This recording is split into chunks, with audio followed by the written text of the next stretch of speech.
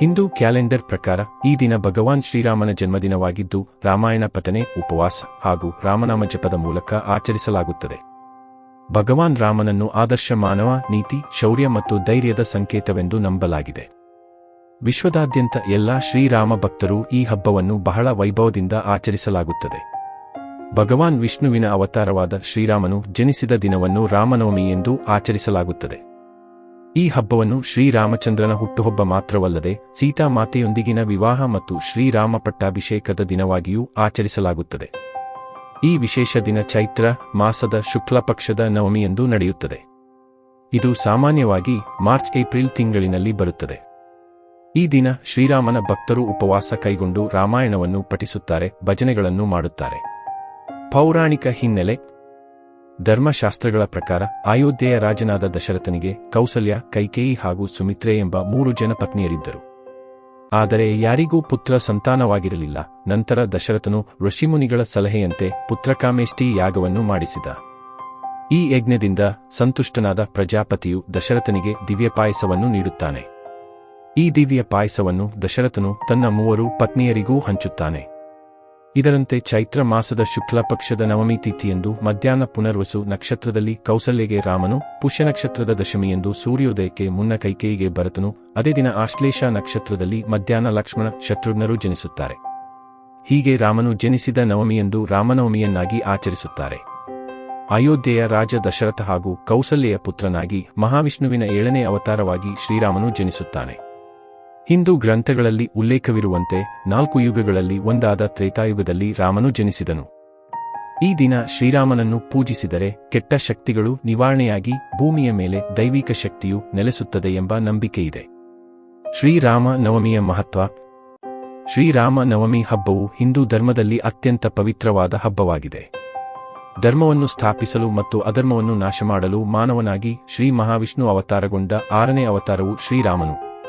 ಈ ದಿನ ಭಕ್ತರು ರಾಮಾಯಣ, ರಾಮಚರಿತಮಾನಸನ್ನು ಪಠಿಸುತ್ತಾರೆ. ಭಗವಾನ್ ರಾಮನನ್ನು ಆದರ್ಶ ಮಾನವ, ನೀತಿ, ಶೌರ್ಯ ಮತ್ತು ಧೈರ್ಯದ ಸಂಕೇತವೆಂದು ನಂಬಲಾಗಿದೆ. ವಿಶ್ವದಾದ್ಯಂತ ಎಲ್ಲಾ ಶ್ರೀರಾಮ ಭಕ್ತರು ಈ ಹಬ್ಬವನ್ನು ಬಹಳ ವೈಭವದಿಂದ ಆಚರಿಸುತ್ತಾರೆ. ಮುಖ್ಯವಾಗಿ ರಾಮಲಲ್ಲ ಜನಿಸಿದ ಅಯೋಧ್ಯೆಯಲ್ಲಿ ವಿಜೃಂಭಣೆಯಿಂದ ಆಚರಿಸಲಾಗುತ್ತದೆ.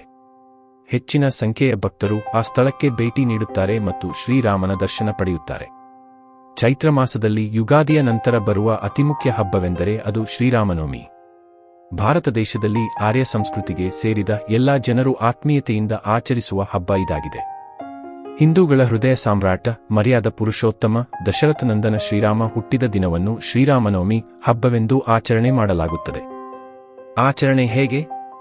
ಅನೇಕ ಕಡೆಗಳಲ್ಲಿ ಚೈತ್ರ ಮಾಸದ ಪ್ರತಿಪಾದದಿಂದ 9 ದಿನಗಳವರೆಗೆ ರಾಮನವಮಿ ಉತ್ಸವವು ನಡೆಯುತ್ತದೆ.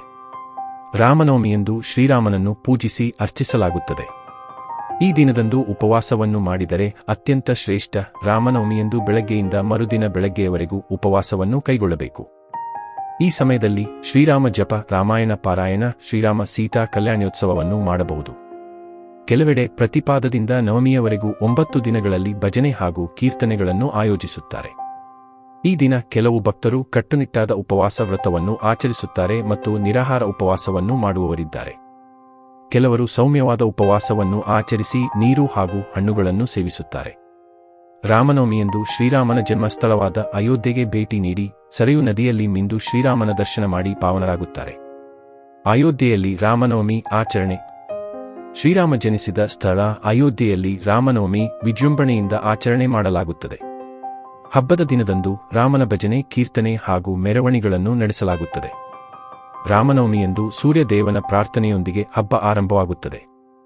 ಏಕೆಂದರೆ ಶ್ರೀರಾಮನು ಸೂರ್ಯವಂಶಸ್ಥನಾಗಿದ್ದು ಶಕ್ತಿಯ ಪ್ರತೀಕವಾಗಿರುವ ಸೂರ್ಯದೇವರ ಆರಾಧನೆ ಮೂಲಕ ರಾಮನವಮಿ ಆರಂಭವಾಗುತ್ತದೆ.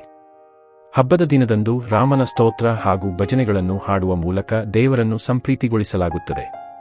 ಹಬ್ಬದ ದಿನದಂದು ಪ್ರತಿಯೊಬ್ಬರೂ ಜಾತಿ, ಧರ್ಮವೆಂಬ ಕಟ್ಟಳೆಗಳನ್ನು ಬದಿಗೊತ್ತಿ ಕೋಸಂಬರಿ, ಮಜ್ಜಿಗೆ ಹಾಗೂ ಪಾನಕಗಳನ್ನು ಹಂಚುವ ಮೂಲಕ ಸೌಹಾರ್ದತೆಯನ್ನು ಮೆರೆಯುತ್ತಾರೆ. ಈ ವಿಡಿಯೋದಲ್ಲಿ ಎಲ್ಲಾ ಮಾಹಿತಿಯು ಜ್ಞಾನದ ಉದ್ದೇಶವಾಗಿದೆ.